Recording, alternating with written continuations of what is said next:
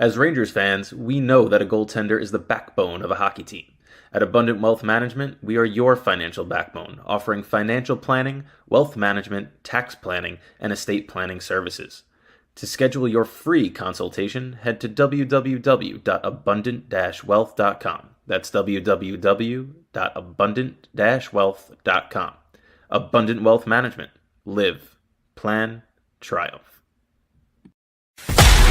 You're listening to Rangers Radio, your home for end-to-end coverage of the New York Rangers.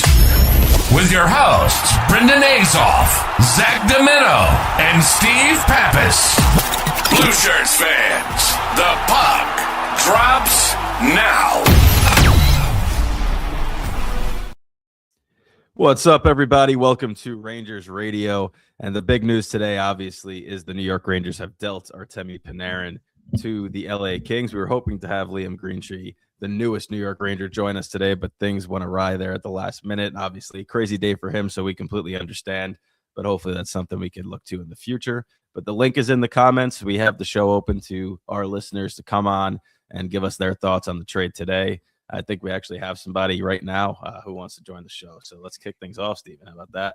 Yeah, absolutely. Who needs to hear from us? Let's hear from Chris instead. Chris, let's make sure this works. Was too late. There we go. Chris, you're on the show. How you doing? For murder, she wrote on Facebook, "If I died." All right. That's a good start. That was a so, Steven, start. how is things going with you then? You know what? This was like the most inevitable thing to have happened. And the more we got into sort of talking about it these last couple of days, the more obvious it got that Artemi Panarin was, it was done. It was going to happen before the Olympic break. It almost felt like today was sort of, and I saw people clowning on it because two moves were made, but like the mini trade deadline before the roster freeze at 3:00 today. Literally this deal, and I'd said it, I forgot who I'd said it to, but it felt like this was going to happen, where it was down to the last possible second where this deal was going to happen. And I think it happened at probably 3:03, something like that. Like it had passed the time, but the deal was made obviously beforehand. It's Panarin to the Kings. I think the Kings were a bit of a dark horse. I know we kept hearing about, well, it wasn't at the end of the day because it was the only team that he wanted to go to, but we had heard about Tampa Bay, we had heard about Florida, we had heard about Washington, we had heard about, to a degree, Carolina and the Islanders and all of these teams, Dallas, Toronto. But, you know, at the end of the day, the only team that Artemi Panarin wanted to go to was the Los Angeles Kings, who, by the way, have one or two more wins than the New York Rangers do this season. They just happen to have 14 losses in overtime, so they are a point out of the playoffs and like 3 points out of first place. The team leading that division, the Vegas Golden Knights, has like 3 more wins than the Rangers do this year. So that's a completely different conversation to have at another time, the whole point system. But I'm not very thrilled with what came back. I think Liam Greentree can be a solid piece. I had somebody tell me that they had looked at him for another organization and sort of, had him in that middle six role, which, is what it is. It's not something you'd want to get back in a Panarin deal. But again, Panarin held all the cards, and the Rangers were not in a position of strength here for A, having that full no move clause with Panarin, but B, showing their hand from the get-go that Panarin was going to be dealt. There was no thought of, hey, he's going to resign, because Chris Drury made it very adamant a couple weeks ago that was not going to be the case. Yep. So the Rangers really backed themselves into a corner here. And the knock on this kid Greentree is that he's not a great skater and still needs to learn how to skate. Like, that's every Ranger prospect, apparently. He's 6'3", a bigger kid. I've been seeing some videos of him online. Like, he seems like a really, really good kid. Off the ice, looks like a pest piece of shit in the nicest way possible on the ice, which, you need those guys. But It's going to be, he had 119 points, I believe it was, in the OHL last year, on pace to score 70 this year. So there is a bit of a drop off with the Windsor Spitfires. I believe he had a hand injury this year too, so that definitely plays a part. Yeah. And I know he's a winger. He's a little bit of a bigger guy. He fits right into Drury's, system, but, and then on top of that, getting a conditional third, which could be a second if the Kings win a game, a series in this postseason, and then a fourth that I believe could be a third in 2028 if they win 2 series. So it's about as underwhelming as you could get for a trade for a guy like Artemi Panarin. It's very disappointing. I am sitting here thinking, how does this help the retool? Because all that signals is it's a rebuild. Because if you're going at, listen, we don't know what's going to happen in the offseason yet. I was talking to some friends earlier about, if you want to seriously consider a retool, if you get rid of a 100-point guy in Panarin and, seriously go after and possibly add a 100-point guy in the offseason and maybe a Jason Robertson, that I'd consider a retool. But this just screams rebuild, right? Like this screams it does 5, 6, 7, 8 years to finish. It really does. And the reason it screams that, I think, is the mixed messages that you get from the moves he's made prior, right? Like if you're really going into a retool where you hope to get a team back to contention in a relatively short order, you actually give Panarin that 2x11 deal. You don't sign a Gavrikov to a 7-year contract or trade for a JT Miller if you're really planning on going into a long rebuild. But at the same time, he kind of pigeonholed himself in Drury by writing that letter and announcing that they weren't going to re-sign him. And ultimately, Artemi Panarin had all the control in where he wound up going. But I think if he doesn't include that in the letter and is sitting there behind the scenes having these conversations with Panarin, knowing they're probably not going to re-sign him, well, maybe you have a little bit more leverage in trade talks. And I don't really have an issue with the prospect in Liam Greentree that's coming over. I have an issue with the draft compensation that's attached to it, right? I think that we were all kind of envisioning, and I think in a perfect world where there was no movement clause attached here, you are getting a first-round pick for Artemi Panarin, and you definitely should be. So getting a conditional, fourth and a conditional third, it's very underwhelming in the sense of how quickly this could help. And I know we were texting back and forth about, maybe a 28 first from one of the Florida teams. And I was like, well, that's, kind of 3 years away. I don't know how much I like that idea, but that sounds pretty damn good right now in comparison to conditional thirds and fourths. So it's just, it's a tough pill to swallow when that's kind of what you're dealt. And it really goes to show that if he's serious about retooling, he has to move Trocheck, because that's the one guy that you probably can get a first for right now and continue to stock that cupboard. But Greentree probably slots as the top prospect that's not in the NHL right now for the Rangers. They have 100%. guys like Malcolm Spence. They have Nathan Aspinall, who's in the OHL. He's actually the leading point scorer right now in the OHL, who was a 5th-round pick. They have other guys that are making their way through the system. But when you look at just a rankings, and you mentioned the skating, Scott Wheeler of The Athletic put out that his skating has actually come a long way over the last couple of years. So hopefully that continues to improve. But like you said, that's kind of Drury's MO and style of player. And unfortunately, that doesn't really correspond with how the rest of the league is evaluating their talent at this current time, and just circles all of us around back to the question of, is he the right guy to continue this rebuild going forward?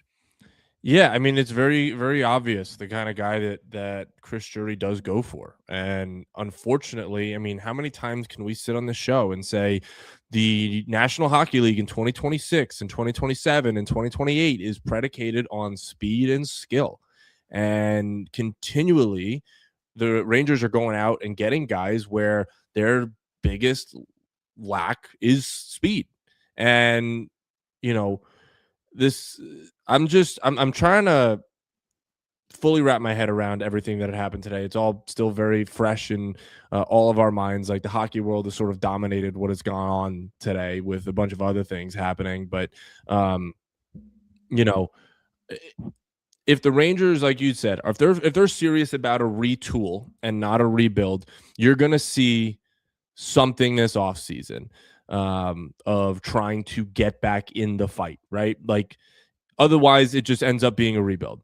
But I do think I agree with your point where it's got to start with Trocheck. Like you might not get a first-round pick this year in this draft for Vincent Trocheck, especially if we've heard nothing but the Minnesota Wild, and they don't have a first round pick this year. Who knows when it comes to, if the San Jose Sharks or I don't know. I don't know. I'm not in the room. I don't know.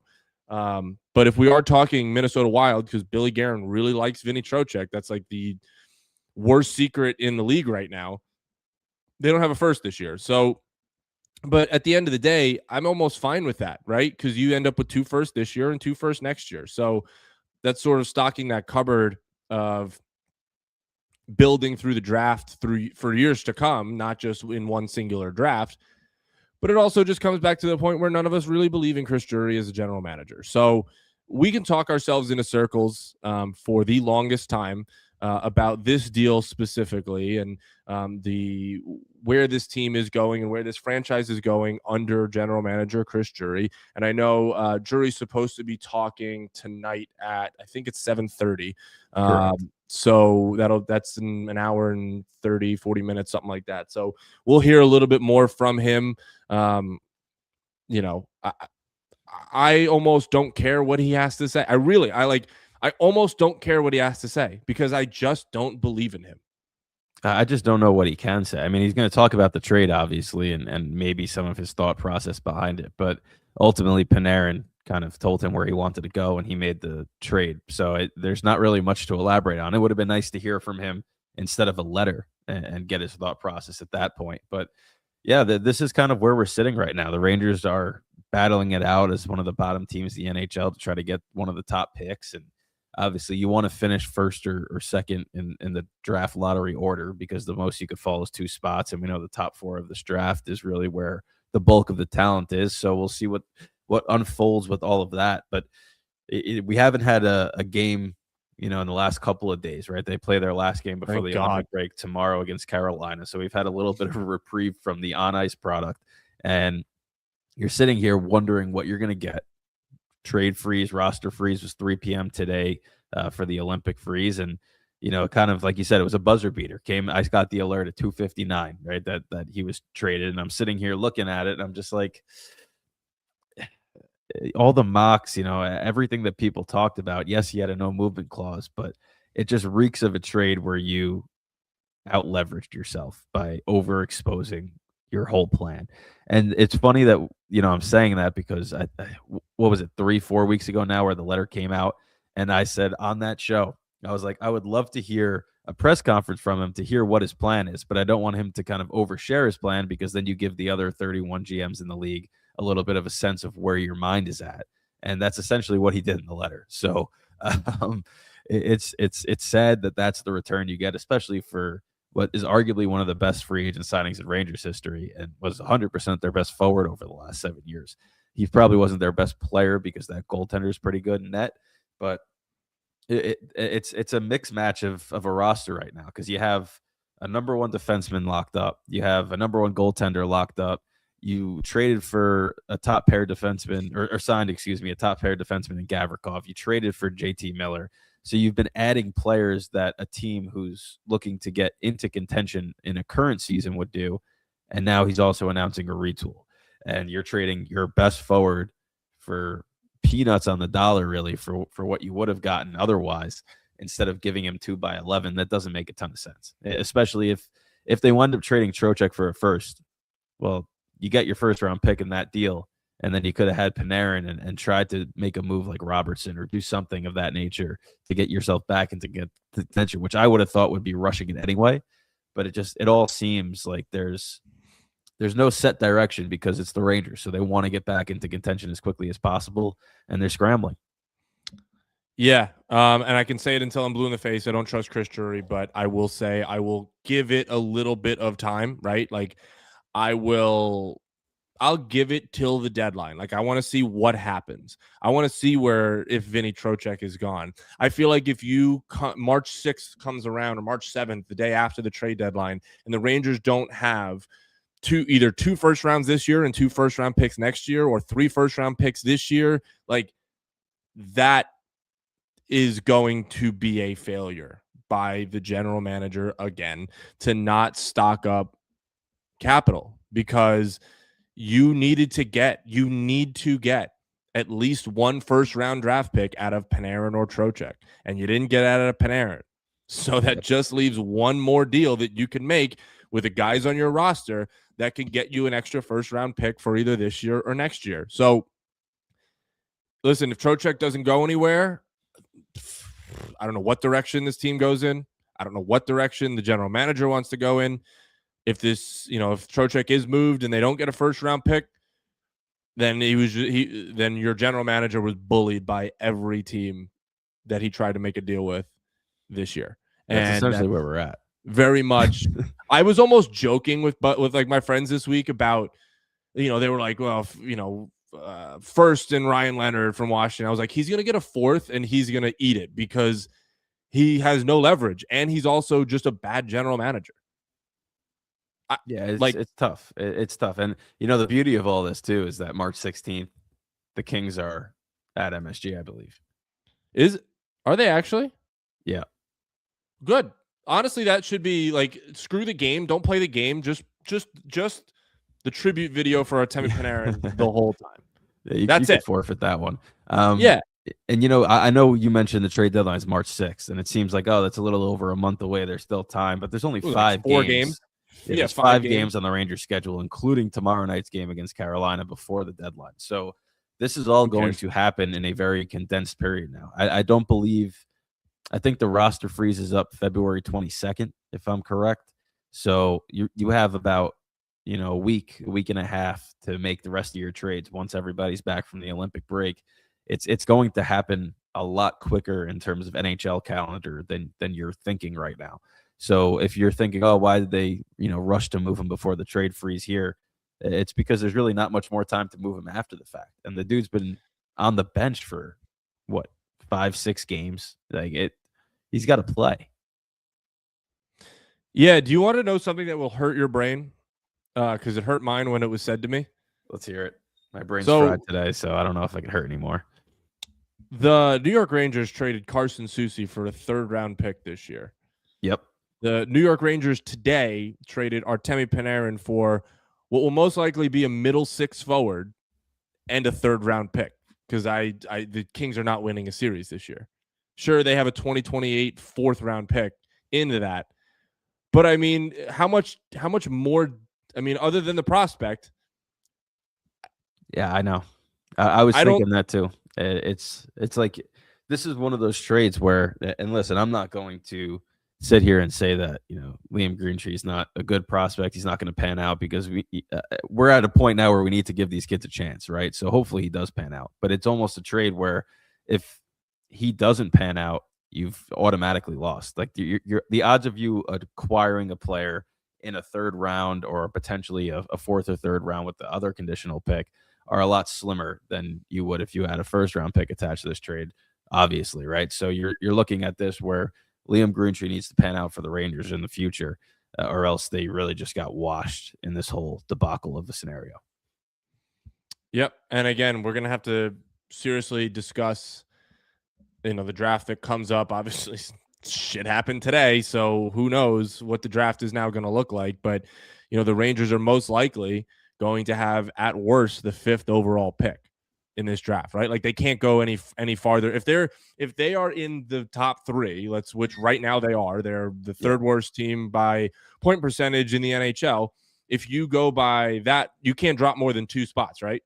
Correct. So we're looking at, you need to be the 2nd worst team in the league to be. To be honest, I actually don't want to talk about the draft right now with what had happened today and everything that had come out about Gavin McKenna. So I don't really know. I don't know what this means. I don't know what's going to happen. I don't know how it affects his draft stock, all the stuff that had happened and come out today. But from a Ranger perspective, you were sitting here and thinking, it's, if you get to the 2nd worst record, I don't think anybody's going to catch Vancouver. They're bad. They're really, really bad. They're Ranger level bad. But they also started worse. Or they also, didn't have as many wins on the road as the Rangers did. But we get to the draft. If you're at least the 2nd worst odds, the lowest you can go is 4. And you're talking about Lawrence, Sternberg, and Verhoff as those guys. And who knows what happens with McKenna? This literally came out about an hour ago. So, we'll see what happens. But if you get yourself into the second worst record, you're guaranteed kind of one of those guys. Yeah, you are. And I'm a big fan of Verhoff. I think that his game is pretty good for the Rangers too, especially if you consider the fact that the depth on defense has been lacking. If you could stack the right side with Fox and Verhoff, you're in a much better situation already than you were previously. We did talk about that, though. I do have a question. I want to bring this up with you because you weren't here with us on Sunday. If you do draft this kid Verhoff as a right shot defenseman, like, where do you slot him as the second defenseman on and second power play? Like, is that good for development? Like, how do you do that? I mean, I think so.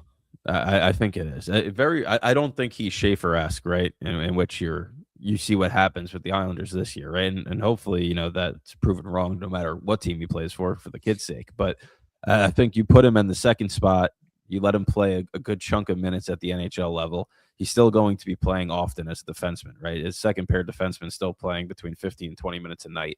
And if he's on the second power play, maybe you give the second power play a little bit more time just to see what he has. But he could learn from Fox a little bit more. As much as people knock Fox, the way he thinks the game is his best attribute. If he could pass that along, that's something that I think helps him too. But you mentioned you got Sternberg from Sweden, you got Tynan Lawrence, who I know you've spoken highly of as well. There are other options there too. So it's not like you're just pigeonholing yourself. Now, if you're the pessimistic Rangers fan, you're like, well, if they have three options, odds are they're going to pick the wrong one, right? It just seems to be the track record, but you'd rather have some options. And again, this brings me back to the point. Yes, Lafreniere and Kakko haven't worked out, but everybody in that position was likely taking those two players where they were taken. So it's a massive issue, right? Listen, I did a hockey school with Jed Ortmeyer back when my playing days, and he was a great guy. Is that why you didn't make the NHL? I think I didn't make the NHL for a lot of reasons. That probably was not one of them. But he definitely knows the game, right? I mean, we hear broadcasters and analysts all the time that are former fourth liners. They know the game. They just didn't have that same high-end ability. But there's a difference between that and being at the NHL development level. And odds are you would like somebody to come in there that has a little bit more high-end ability. And listen, it doesn't have to be a former star. It could just be a straight skills coach that's in charge of your player development. But there are so many great skills coaches around the hockey world that didn't make the pros, but they know how to connect with these players. And I think that's a bigger thing. It's letting the players feel comfortable enough to develop themselves. These guys all have otherworldly skills when it comes to hockey. It's not a matter of the name attached to the player development. It's a matter of getting through to the kids and saying, this is what you need to do to be successful. And my problem is, I think what the Rangers are telling the prospects that they need to do to be successful doesn't correlate with success in today's NHL. If you remember Alexei Lafreniere making his debut on the third line, everybody was up in arms about that.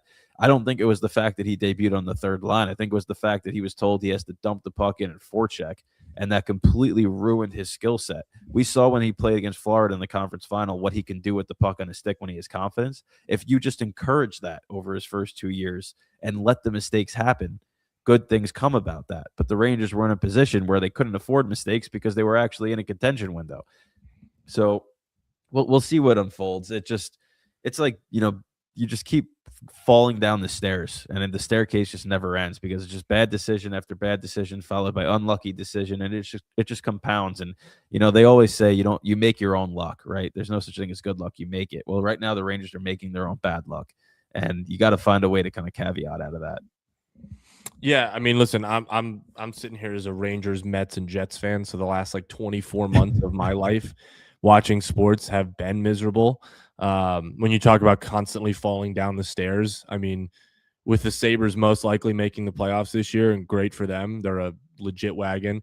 The Jets are going to be the team that has had the longest playoff drought in currently in sports. So I get it. I understand what constantly failing is like, and I don't enjoy watching my team every year just never be competitive. And I don't want the Rangers to go down that route because they don't have the guy making decisions that is competent to do so, right? That's just what we always come back to. I don't know how many more times that I can say it.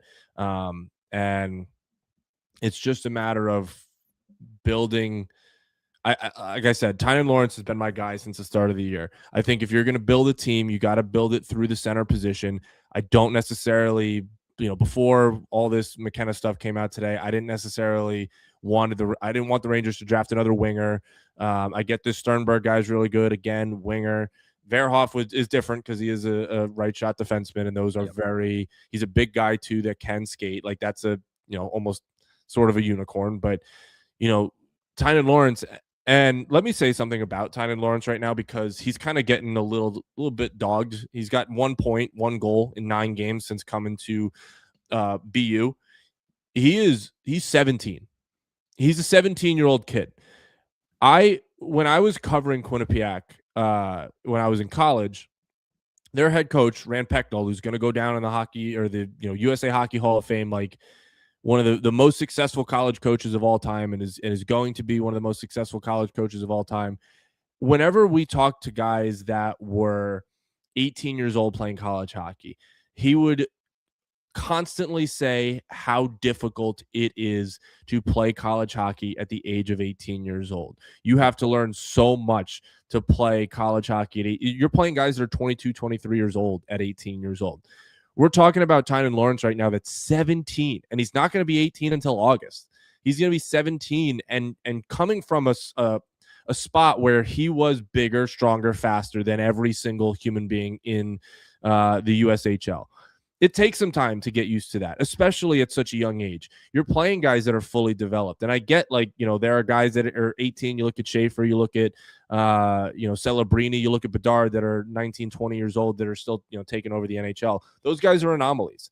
But a guy like Tynan Lawrence is able to grow and become bigger. His speed is what sets him apart. And I think you can deal with that.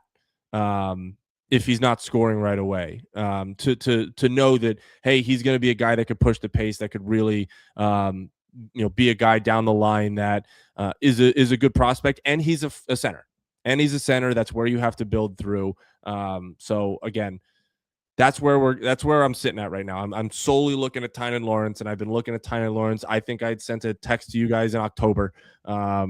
About Tynan Lawrence, and we've spoken to Johnny, we've spoken to a couple other guys about him as a player. I think that's the route. Yeah, I mean, Elite Prospects says Tynan Lawrence ranked 11th right now, so that's kind of that recency bias that you just alluded to. But it's interesting because I'm a believer that the raw skills you can't teach, right? So you can't teach speed. You can improve somebody's skating, but you can't teach that raw speed. You can't improve somebody's overall hockey IQ. You can develop it over time and have it enhanced. But if somebody comes into the game with an elite knowledge, an elite level of what to do with the puck, like an Adam Fox does, that's something that can only get better, but it's hard to instill in the prospect, right? But refining everything is what a player development department does. So somebody like a Tynan Lawrence that has the ability to skate, right, and has that raw tool in his belt already, you could refine the rest of it, right? And I think that's where the Rangers have to go. If they are able to grasp the idea of rebuilding and are able to commit to it, now you afford yourself the time to draft the players with those raw skills and allow them the time to properly develop.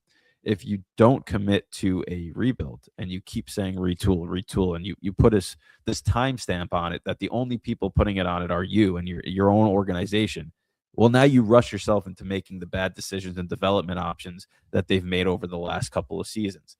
And I think this is why this cycle continually repeats itself. I don't think it's a Rangers issue in developing prospects. I think it's an organizational issue of not allowing themselves the time to efficiently do it. It's all encompassed in the fact that this is an original 6 team that plays on one of the biggest stages in the NHL and has this large fan base and expectations that are honestly wildly inconsistent with what we've seen on the ice, because they have 4 Stanley Cups in 100 seasons, right? So Rangers fans sit here every year thinking, it's cup or bust. We need to get back to that. Nothing that we've watched has told us that's ever going to happen, right? And any sort of small sample size. It happens every 30, 40 years. Cool.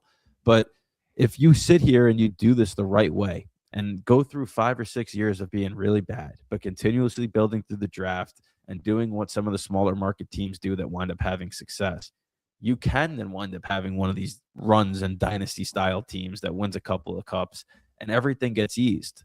But because of this forced pressure by themselves, we don't get there. I don't want to hear about like, oh, you can't rebuild in New York though. Chicago Blackhawks do it all the time. Chicago Blackhawks, like the Chicago Blackhawks are, top 5 or top 3 market in the NHL. And when it's, Chicago is massive and they don't tolerate losing. Like I don't want to hear that, oh, you can't rebuild. Yes, you can. You can absolutely do it if you have a competent general manager who understands what it takes to win.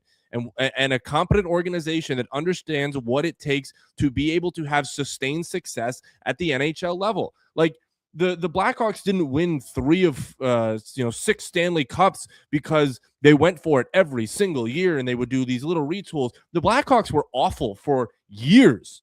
And listen, that took a long time for the Blackhawks to figure it out, but it took years for them to fully build and go through the draft and go through Taves and go through Kane and go through Seabrook and go through Keith. Like those guys were all brought in with those years where they were not very good and drafted well. And then, oh, by the way, when they, when their dynasty was over, they went back and they went through the draft and they were able to get a Bedard and some of these guys. And listen, they're not great right now, but they are in a better spot than the Rangers are in the future. They might have another top 10, top 5 pick this year. And they might be able to again, continue to build through the draft. And maybe 4 or 5 years down the line, when, Bedard's 24, 25 in his prime, we're going to talk about the Blackhawks the same way we talked about the Blackhawks in the early 2010s.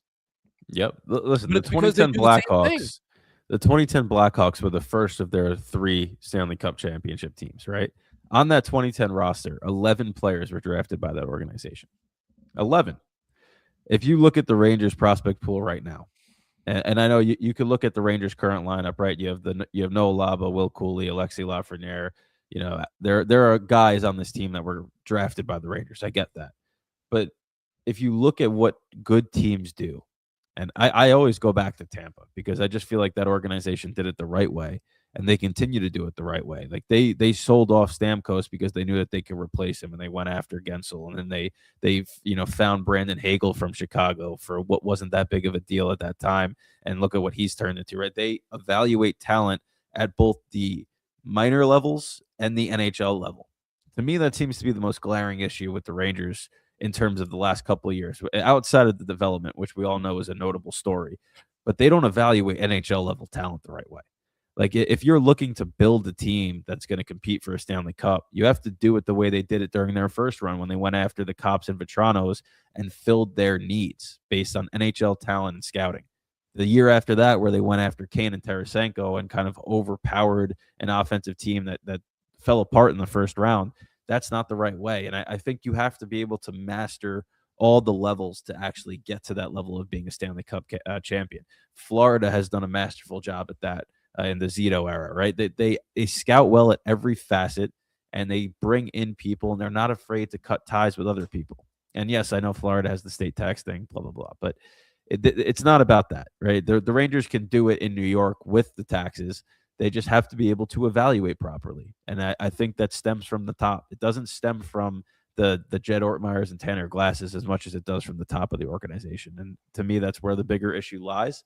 And I don't know how you give this trade just on the basis of today only. I'm not talking about what winds up happening with Liam Greentree, anything else, but on today only, I don't know how this trade isn't a D for the Rangers at the best. That you have your top forward that you knew you had to trade and get a good pick for, and you got a prospect that was the top prospect in the Kings organization, but not a top overall prospect. And then you got a 3rd round pick that's conditional. So it's the better of whichever 3rd round pick the Kings have. It's like, really?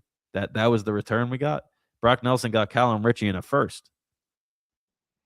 Unfortunately, it's just, Panarin sounded like his only destination was the LA Kings. So, again, you back yourself into a corner when you negotiate like that. When you negotiate from a position of weakness where you publicly say, this guy's not coming back.